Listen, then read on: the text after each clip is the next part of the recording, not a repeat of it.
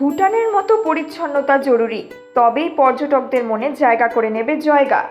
সোমবার জয়গাতে স্বচ্ছতা হি সেবা নামে এক কর্মসূচিতে এ বিষয়ে আলোকপাত করল eastern Himalayan travel and tour operator association.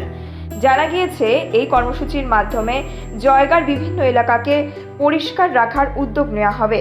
যেহেতু এই শহর বলা চলে এক ব্যবসায়িক ক্ষেত্র, তাই এই শহরের পরিচ্ছন্নতায় বড় ভূমিকা রয়েছে ব্যবসায়ীদের বলে জানান সংগঠনের সভাপতি সুরেশ ঠাকুরি। नमस्कार सभी को। मैं सभी मीडिया को मैं धन्यवाद देना चाहता हूँ कि आप लोग ये इस प्रोग्राम में आप लोग पार्टिसिपेट किए। सभी को मैं धन्यवाद बोलना चाहता हूँ। আজকে আমাদের স্বচ্ছ ভারত অভিযান একটা এথোয়াকে একটা দায়িত্ব দিয়েছিল, মানে ইন্ডিয়া ট্যুরিজম। তো এটা আমাদের একটা মকসদ ছিল কি মানে যেমন একটা ক্লিনিস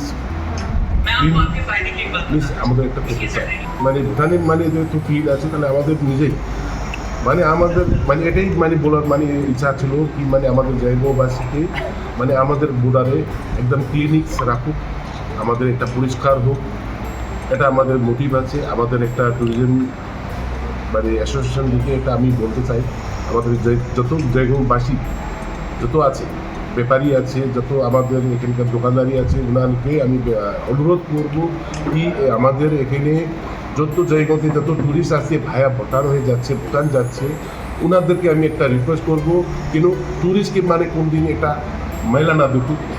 মানে সাফাই আমাদের জরুরি আছে, আমাদের হেলথের জন্য জরুরি আছে, মানে আমাদের নিজের বাচ্চার জন্য জরুরি আছে। কিন্তু যত নোংরা হচ্ছে রোডে ফেলাচ্ছে সবই, এটা আমি অনুরোধ করছি জয়গাবাসীকে।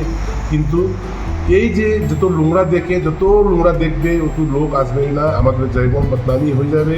আমি সবাইকে রিকোয়েস্ট করব কি মানে নোংরাটা কিন্তু রোডে ফেলবেন না, এই আমাদের একটা অনুরোধ আছে সবাইকে। আলিপুরদুয়ার থেকে শামু দাসের রিপোর্ট, নিউজ মেট্রো।